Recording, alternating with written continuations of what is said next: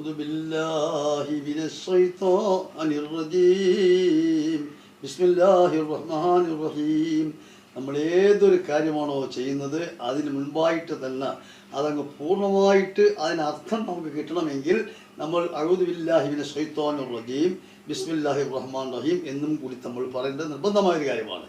എന്നാൽ അങ്ങനെ പറഞ്ഞതിന് ശേഷം ഒരു ഫാത്തിഹ സൂറത്ത് ദിവസവും കൃത്യമായിട്ട് നമ്മൾ ഓതിക്കഴിഞ്ഞാൽ അല്ലാഹു സുബ്ഹാനഹു വതആല തമ്പുരാന് വളരെ ഇഷ്ടവുമാണ്. മാത്രമല്ല, മോശമായ ഒരു അസുഖം നമ്മൾ മരിക്കുന്ന സമയം വരെയും മോശമായ ക്രൂരമായ അസുഖങ്ങൾ പല പല മോശമായ അസുഖങ്ങളുണ്ടല്ലോ, അങ്ങനെയുള്ള ഒരു അസുഖവും അല്ലാഹു സുബ്ഹാനഹു വതആല നമുക്ക് തരികയില്ല.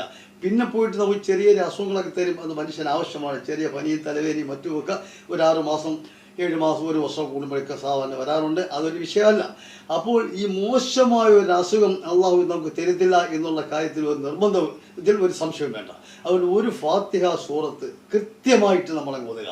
അപ്പോൾ ഈ ഫാത്തിഹ സൂറത്ത് നമ്മൾ ഓതുമ്പോൾ അഊദു ബില്ലാഹി മിനശ് ശൈത്വാനിർ റജീം ബിസ്മില്ലാഹിർ റഹ്മാനിർ റഹീം കൂടെ പറഞ്ഞിട്ട് കൃത്യമായിട്ട് ഇത് ഓതണം എന്നുകൂടി പ്രത്യേകിച്ച് പറയുന്നു. അസ്സലാമു അലൈക്കും വറഹ്മത്തുള്ളാഹി തആല വബറകാതുഹു.